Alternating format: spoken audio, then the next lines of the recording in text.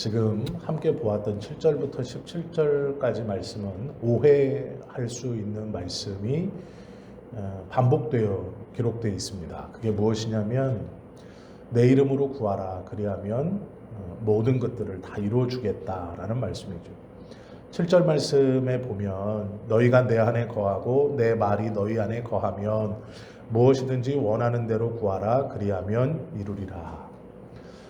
이 말씀 받기를 참 좋아하죠. 우리가 기도하는 대로 다 이루어 주시는 예수님의 약속이라고 생각하기 쉽습니다. 그런데 오늘 본문은 그런 의미도 그런 뜻도 아닙니다.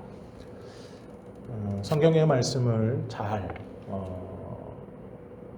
우리가 받으면 예수님께서 하신 말씀의 의도를 정확히 알게 되죠. 특별히 오늘 이 7절부터 17절까지의 본문은요, 요한이 자신의 제자된 예수님을 따라다니는, 예수님을 따르는, 또 예수님을 전하는 제자의 요한으로서 자신의 정체성이고 사역의 출발이고 사역의 근본이라고 말하는 그런 사건입니다. 그래서 사람들을 요한은요, 사랑의 사도라고 불러요. 왜 그러냐면 별명이 사랑의 사도거든요. 요한은 자기 스스로를 지칭할 때 뭐라고 지칭했냐면 예수님께 사랑받는 자 요한 이렇게 지칭하기도 하고, 요한이 쓴 성경의 말씀들을 보면 이 사랑에 대한 것들이 참 많이 나와요.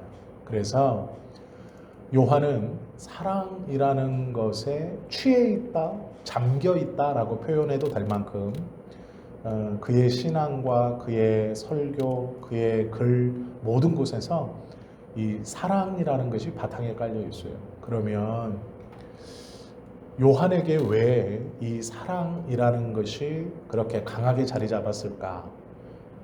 그 배경을 좀 알면 요한이 느꼈을, 오늘 이 말을 들으며 요한이 느꼈을, 그리고 이 뒤에 요한이 성령의 충만함을 입고 깨달았을 예수님의 말씀의 깨달음이 무엇인가, 그리고 그의 사역에 왜 이 사랑이라는 것이 자리 잡고 그것이 요한의 모든 것, 이 요한복음을 비롯해 계시록뿐만 아니라 요한의 말과 요한이 권면하는 모든 것들에 왜 사랑을 그렇게 요한이 강조하는가, 그것을 좀 알 수 있어요.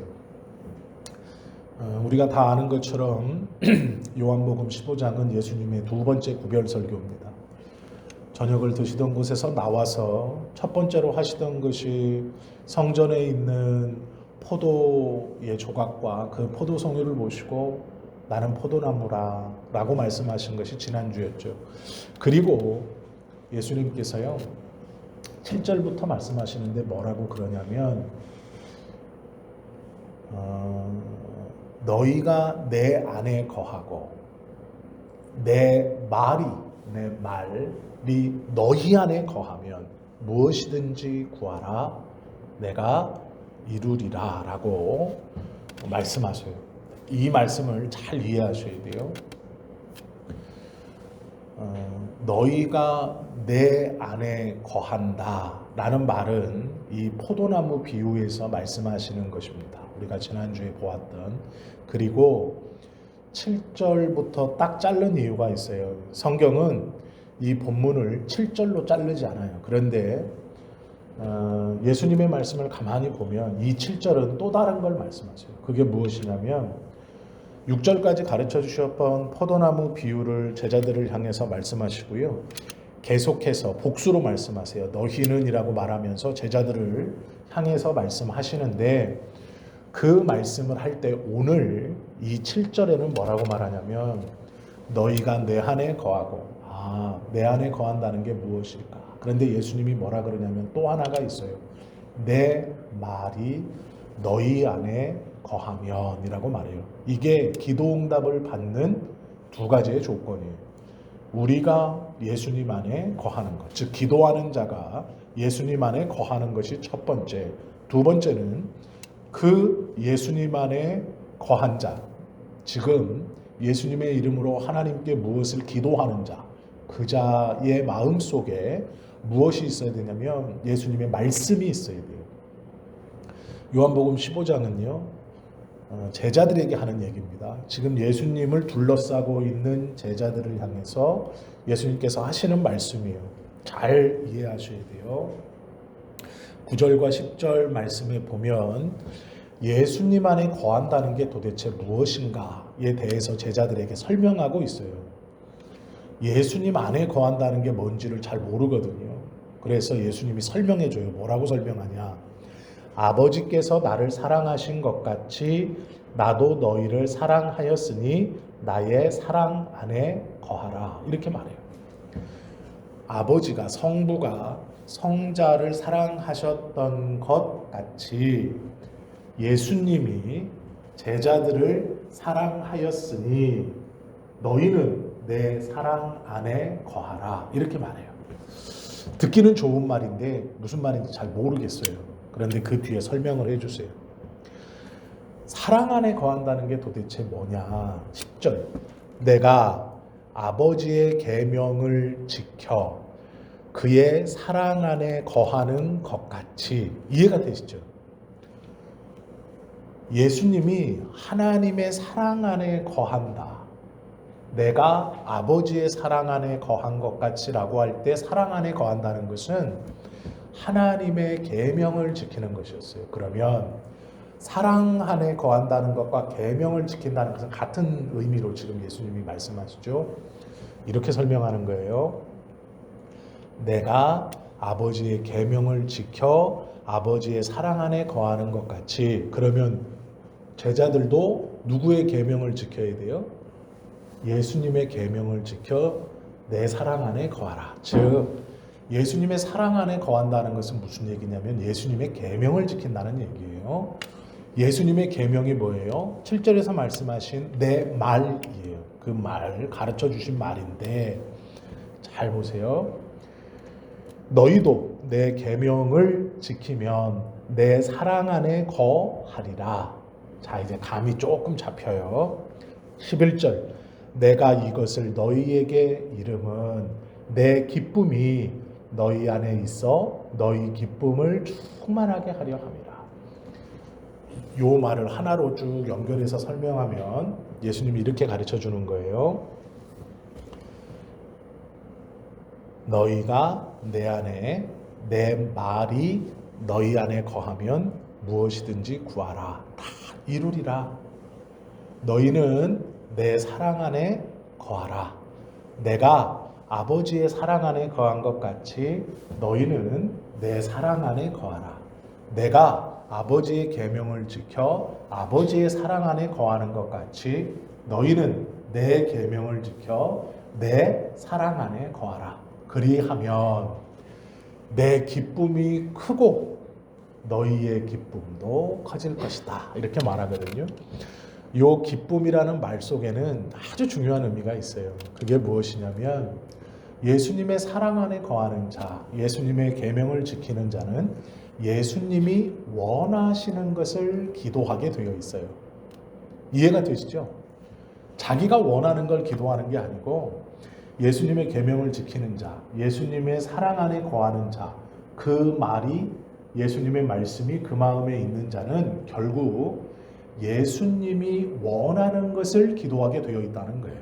성경에 보면 예수님께서 이제 조금 있으면 내일 십자가를 지시는데 이 말씀을 가르쳐 주신 그 저녁 얼마 뒤에 이걸 증명해 보여요. 어떻게 증명하냐? 성경은 그 이야기를 써놨어요. 예수께서 기도하시면서 아버지, 할 수만 있으면 이 잔을 내게서 옮겨 주옵소서. 그러나 내 뜻대로 마옵시고 아버지의 뜻대로 하옵소서라는 것이 뭐예요? 하나님의 사랑 안에 거한다는 증거예요. 그러면 하나님의 사랑 안에 거한다는 증거는 하나님의 말씀이 예수님 안에 있다는 것이고 예수님의 기도가 하나님의 뜻대로 기도하는 거예요. 내 원이 아니고 아버지의 뜻대로 하옵소서. 이것을 그대로 오늘 본문에 가지고 오면 우리가 내 기쁨, 예수님의 기쁨이 커지는 것이 내 기쁨이 커지는 것, 이게 무슨 말일까? 내가 예수님의 계명을 지켜서 예수님이 기뻐하는 것, 내가 예수님의 사랑 안에 거해서 예수님이 기뻐하는 것 아니에요. 예수님의 사랑 안에 거하는 자, 예수님의 말씀이 그 마음에 있는 자, 예수님의 계명을 지키는 자는 예수님이 원하는 대로 기도하는 거예요. 그렇기 때문에 예수님이 원하는 것을 기도하기 때문에 다 이룰 수 있다라고 다 이루리라라고 말씀하시는 것이고, 예수님이 원하는 것을 기도하기 때문에 예수님이 기뻐하고 내 기쁨이 커진다라는 말씀이에요. 그러면 우리가 무엇을 기도하고 어떻게 기도해야 하는가를 알 수 있죠. 그것만이 아니에요. 12절 보시면 이제 계명, 예수님의 그 말이 무엇인가를 딱 선언해 주세요. 무엇이냐면 12절 내 계명은 이라고 말하면서 내 안에 거하는 자, 내 사랑 안에 거하는 자, 내 말이 무엇인가를 이제 그냥 딱 정해줘요. 두리뭉실하게 생각하지 마라. 이거다라고 정해주는데, 내 계명은 곧, 이 곧이라는 말이 뭐냐면 바늘 위에 서 있는 거예요. 아주 날카로운 뾰족한 것 위에 하나 딱 서 있는 것. 이게 곧이라는 표현이거든요. 내 계명, 그러니까 예수님의 많은 말씀들 중에 곧 그 많은 말씀들, 그 많은 가르침 중에 아주 얇고 날카로운 송곳 위에 딱 하나가 서서 딸려 올라오는 거예요. 이게 곧이에요. 곧 무엇이냐면 내가 너희를 사랑한 것 같이 너희도 서로 사랑하라 하는 이것이니라. 제자들 보고 뭐라 그러냐면 내가 가르쳐준 모든 말과 계명 중에 정말 날카롭고 뾰족한 바늘 위에 하나를 딱 세우면 그 하나를 딱 뽑아서 그게 딱 올라오는데 그게 뭐냐면 내가 너희를 사랑한 것 같이 너희가 서로 사랑하라. 이거 지금 제자들 보고 하는 얘기거든요. 제자들 보고 이제 내일이면 십자가를 져요. 예수님은요, 이거 고별 설교거든요. 더 이상 가르쳐 줄래도 시간이 없어요. 그런데 예수님이 서로 사랑하라라고 말하면서 그 앞에 뭐라고까지 말하냐면 하나님 안에 내가, 하나님의 사랑 안에 내가 거한 것 같이 너희도 내 사랑 안에 거하라. 너희가 내 안에 거하고 내 말이 너희 안에 거하면 무엇을 구하든지 다 이룰 것이다. 내 기쁨이 커지고 너희의 기쁨이 커지고 이렇게 말씀하시면서 뭐라 그러냐면 내 계명은 다른 게 아니야. 내가 너희를 사랑한 것 같이 너희가 서로 사랑하라. 이렇게 말해요. 이걸 지금 요한이 10대 후반의 요한이 이 말을 듣고 있어요. 이게 무슨 말일까?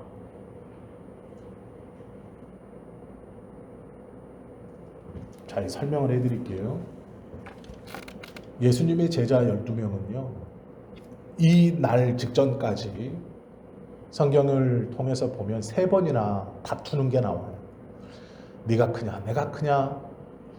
예수님의 12제자 모두는요. 하나의 소망을 갖고 있었어요. 높은 자리에 올라가는 거예요. 예수님의 12명의 제자 중에 한 명만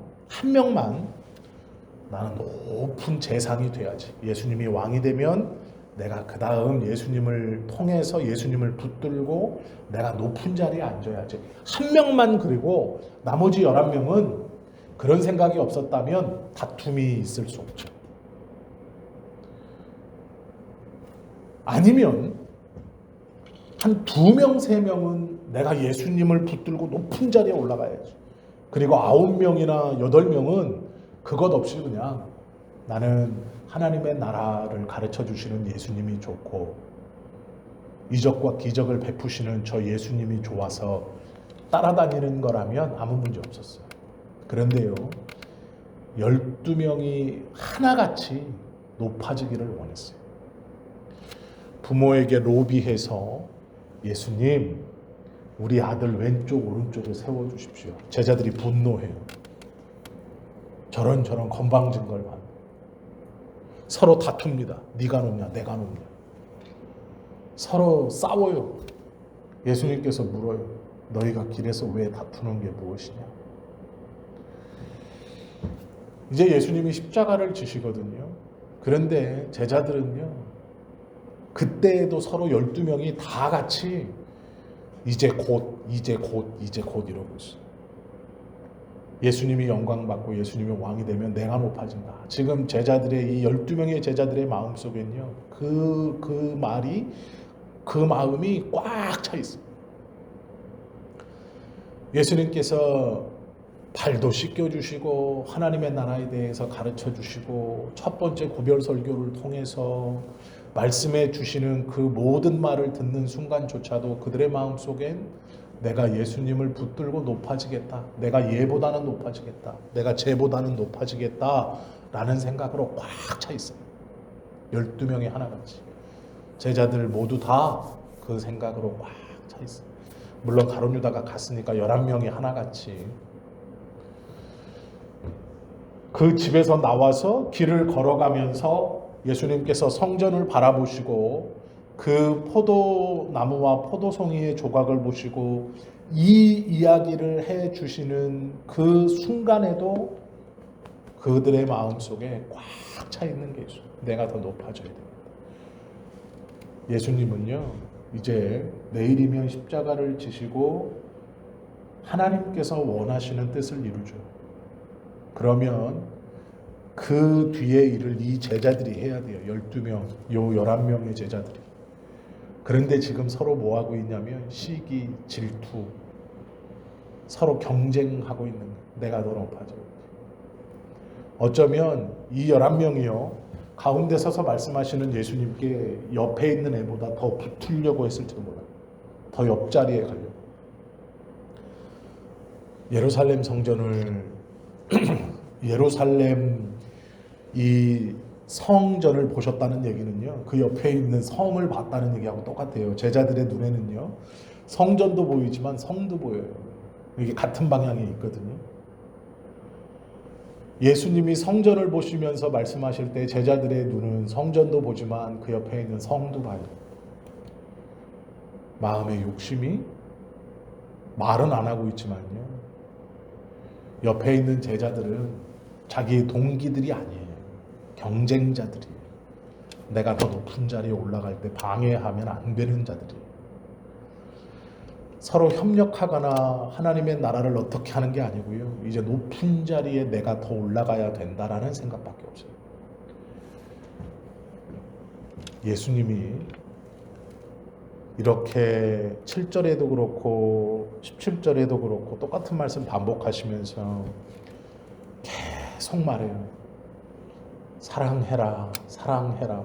내 계명이 서로 사랑해라. 내가 너희를 사랑한 것 같이 너희도 서로 사랑해라. 10대의 요한에게요, 나중에 요한이 예수님께서 말씀하시는 이 말씀이 무엇인가를 깨닫고 큰 충격을 받아요. 요한은요, 예수님이 말씀하신 것처럼 예수님께서 가르쳐 주신 이 말씀들을 제자들은 이 15장의 상황에서는 깨닫지 못해요. 왜요? 그들의 마음속에 높아지고자 하는 욕심이 극에 달해 있어요. 이제 거의 다 왔다고 생각했어요. 그래서 예수님께서 가르쳐 주시는 이 안타까움, 이 서로 사랑하라라는 의도가 뭔가, 의미가 뭔가, 왜 이런 말씀을 몇 번씩 강조하시고 이것이 계명이라고까지 말씀하시고 서로 사랑하는 것을, 서로 사랑하는 자가 모든 것을 이루신다라고까지 말씀하시는 것을 깨닫지 못해요. 나중에 예수님께서 십자가를 지시고 죽으시고 승천하신 이후에 성령을 받은 다음에 제자들이 깨달아요.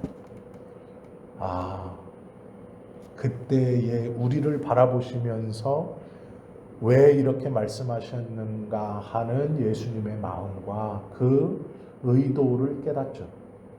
요한은요, 요한복음 15장에 그걸 기록하고 있는 거예요. 예수님이 이렇게 말씀하셨어요. 너무도 무덤덤하게 기록하고 있지만 요한은 자신의 삶에서 이 예수님이 가르쳐 주신 사랑이라는 것이 우리가 얼마나 어리석은 자였나, 내가 얼마나 어리석은 자였는가를 알게 돼요. 그리고 이것을 이렇게 기록해 놓는 거예요. 빠짐없이 세세하고 자세하게. 13절 보세요.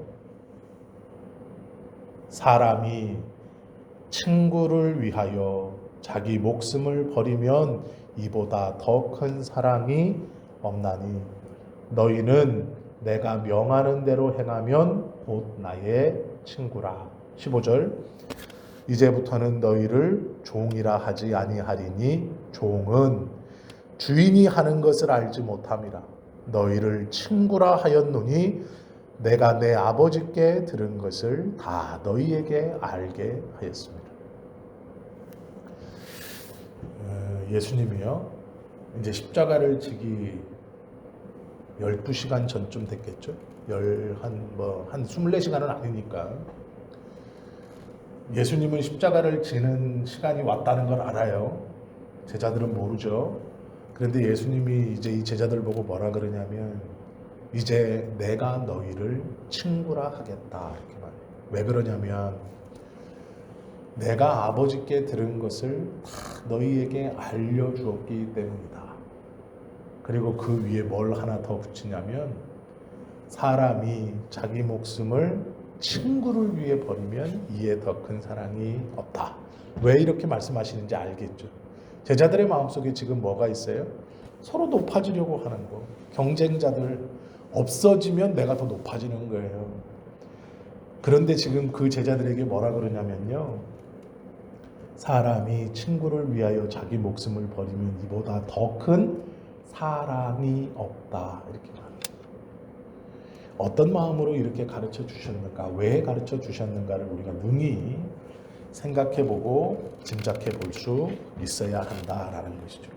요한은요, 이것이 굉장한 충격이었어요. 그래서 요한은 이 사건을 자세히 기록해 놓기도 했고요. 또 요 생각을 가지고 요한복음을 1장부터 쭉 다시 읽어보시면 요한이 요한복음 1장에서부터 곳곳에 사랑하라라고 말씀하시는 그 마음을 가지고 요한복음을 쭉 썼다는 것을 알게 돼요. 중간중간 숨겨놨어요. 사랑이라는 것이 무엇인가에 대해 요한은 쭉 숨겨놨어요. 그것뿐만이 아니고요. 요한은 요한일서 5장 1절에 이렇게 고백합니다. 예수께서 그리스도이심을 믿는 자마다, 그러니까 예수님이 구세주이심을 믿는 자마다 하나님께로부터 난 자니 또한 낳으신 이를 사랑하는 자마다 그에게서 난 자를 사랑하느니라. 이게 요한일서 5장 1절 말씀이거든요. 이 말씀은 이런 말씀이에요. 예수께서 그리스도이심을 믿는 자마다 하나님께로서 난 자니, 예수님을 구세주로 고백하는 요한일서를 받고 있는 예수님의 제자인 너희 모두는 하나님께로서 난 자다. 또한 낳으신 이를 사랑하는 자마다, 하나님을 사랑하는 자마다 그에게서 난 자를 사랑하느니라. 무슨 말이냐면 함께한 형제를 사랑한다 이 말이에요. 함께 복음을 받은 자를 사랑한다 라는 거예요. 이게 요한일서 5장인데 요한은 지금 요한복음 15장에서요. 예수님이 제자들을 직접 보시고 내 계명은 내가 너희를 사랑한 것 같이 너희가 서로 사랑하는 것이다. 경쟁자가 아니고 서로 높아지려는 그 마음으로 옆에 있는 나와 함께 했던 약 3년의 시간을 같이 보냈던 너희들 하나하나 서로가 경쟁자거나 서로 높아지려는 다툼을 하는 사람이거나 그런 게 아니고 사랑해야 한다. 서로가 서로를. 내가 하나님이 나를 사랑하셨고 내가 하나님의 사랑 안에 거하고 내가 너희를 사랑했고 너희가 내 사랑 안에 거해야 하는 것처럼 이라고 말씀하세요. 요한은요, 이것을 가지고 나중에 요한이 교회 지도자가 되었을 때 뭐라고 가르치냐면, 예수를 구세주로 고백하는 모든 성도님들, 우리는 모두 하나님에게서 났습니다. 그리고 하나님에게서 난 자는 하나님께서 또 낳으신 다른 믿는 자들을 사랑하고 있어야 합니다. 이렇게 가르치는 거예요.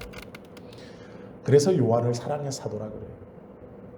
오늘 이 요한복음 15장에서 10대의 요한이 이게 무슨 말인지 몰랐어요. 그런데 나중에 그가 성령을 받고 예수님의 말씀을 복기하고 그 말씀을 가르치다가 성령님의 은혜로 깨달은 거예요. 그리고 찔림을 얻었어요. 자신의 부끄러움을 숨기지 않고 기록해요. 요한복음에. 우리는 몰랐습니다. 예수님께서 왜 이렇게 말씀하시는지, 왜 이렇게 자세히 말씀하셨는지, 왜 우리 보고 예수님의 새 계명이라고 말씀하시면서 우리들에게 서로 사랑하라, 이것이 새 계명이고 이 서로 사랑하는 자는 모든 것을 이룰 수 있다라고 가르쳐 주셨는지 우리는 몰랐습니다. 나는 몰랐습니다. 그러나 이제는 알겠습니다. 믿는 자가 예수님이 정말로 원하셨던 것이 무엇인지, 우리에게 원하셨던 것이 무엇인지, 십자가를 질 때 도망가지 않고 그 아래 지키고 있었던 것, 그것도 아니에요. 우리가 예수님을 위해서 목숨을 걸고 큰 소리로 제사장과 종교 지도자들과 싸워주는 것, 그것도 아니에요. 예수님께서 원하셨던 것은, 제자들을 바라보시면서 마음 아프게 계속 가르쳐 주셨던 것은 하나예요. 서로 사랑하는 거예요. 너희가 서로 경쟁자가 아니라, 서로 미워하는 자가 아니라, 서로 비교하고 서로 허물을 찾고 하는 자가 아니라, 하나님이 나를 사랑하고 내가 너희를 사랑한 것 같이 너희가 서로 사랑하는 거예요. 그것이다 라는 거예요. 요한은요, 이걸 가지고 평생 살아요. 이 깨달음과 은혜를 가지고 요한은 평생 살아요. 그래서 이것을 품고 말하고, 이것을 품고 글을 쓰고, 이것을 품고 복음을 전하니까 사람들이 그를 사랑의 사도라고 불러요. 요한을 보고 사랑의 사도. 요한은 이걸 붙들고 살아요. 평생. 그리고 붙들은 것이 자신의 고백으로 나오게 되는 거죠. 그러기에 요한의 글들을 읽어보면 사랑이라는 단어가 굉장히 많이 나와요. 오늘 이 요한이 깨달았던 이 마음을 가지고 요한복음 1장부터 한번 시간이 나시면 가만히 읽어보세요. 곳곳에 나와요. 왜 이 사건을 요한이 이렇게 썼을까라는 것을 이해가 돼요. 15장은 요한 개인에게는 굉장히 중요한 장이에요. 특히 7절부터 17절은 요한의 믿음의 삶의 출발이고 근본이에요. 평생을 붙들고 갔던 말씀이고 사건이에요. 우리가 지금 어느 곳에 있는가, 어느 자리에 있는가, 내 마음이 어느 곳에 있는가를 한번 잘 고민해 봐야 돼요. 내가 주님을 믿는다는 것, 그리스도 안에 붙어 있다는 것, 내 기도가 응답된다는 것이 내가 원하는 것이 아니라 예수님이 원하는 것을 기도하는 자, 그것을 기도하는 것이구나 라는 것뿐만 아니라, 정말로 내가 믿음의 사람들을 사랑하고 하나님이 예수님을 사랑하시고 예수님이 나를 믿는 나를 사랑하시고 그 예수님이 똑같이 내 계명은 이것이다, 서로 사랑하라. 제자들을 바라보시면서, 함께 믿는 그들을 바라보면서 그렇게 고별 설교로 잡히시기 직전까지 그 애끓는 마음으로 제자들을 향해 가르쳐 주셨던, 사람이 친구를 향해 목숨을 버리면 이에 더 큰 사랑이 없나니, 이 말을 왜 해요? 뜬금없이. 내가 이제 너희를 종이라 하지 않고 친구라 하겠다. 이제 내가 아버지께 받은 모든 것들을 다 가르쳤다. 왜 갑자기 이렇게 말씀하실까요? 그 마음 속에 제자들을 바라보시고 서로 반목하고 시기하고 질투하고 높은 자리에 올라가고 싶어하는 그 마음 속에 어느 구석도 서로를 염려하고 서로를 사랑하는 마음이 없어요. 그렇기 때문에 이렇게 말씀하신 것이죠. 요한은요, 주님이 고별 설교하시는 말씀을 확실히 깨달았어요. 그래서 요한일서 5장 1절에 서로 사랑해야 합니다 라고 말하는 거예요. 아버지께로 난 자마다 아버지께로 난 자들을 사랑하느니라 라고 가르쳐요. 우리도 이 마음이 있어야 돼요. 이 마음을 회복해야 되고 잊어버리면 안 돼요.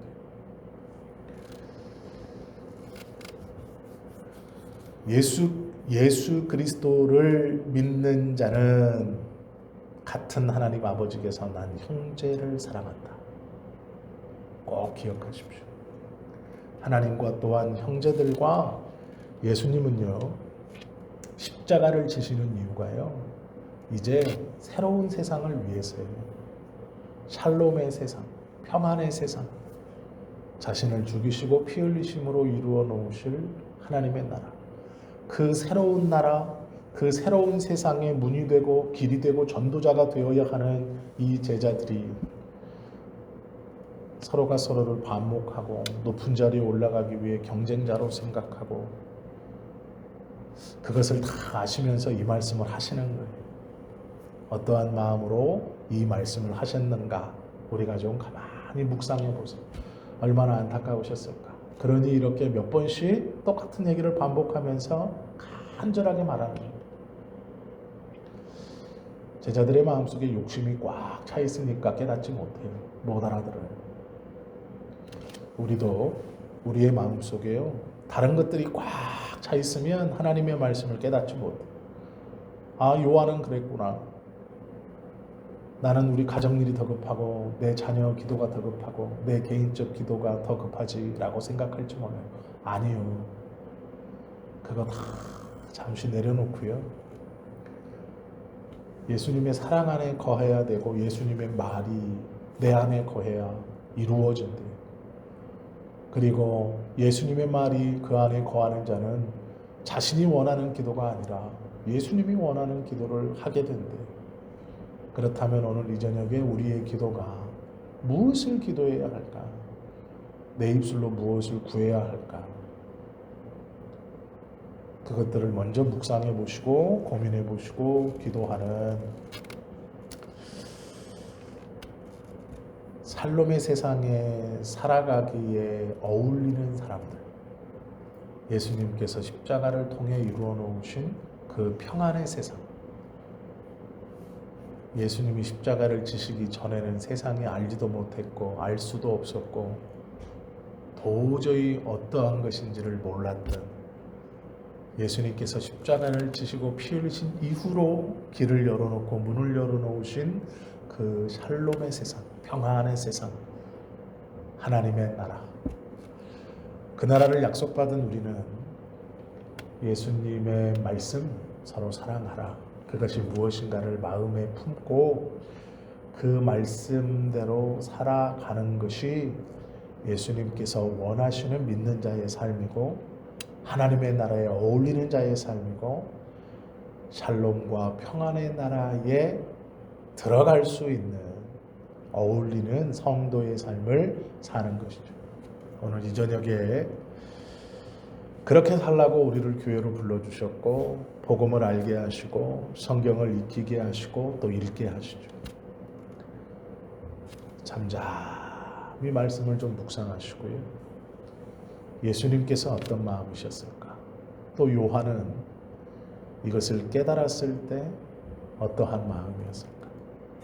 나는 지금 어디에 있는가? 그러면 나는 무엇을 고백해야 합니까?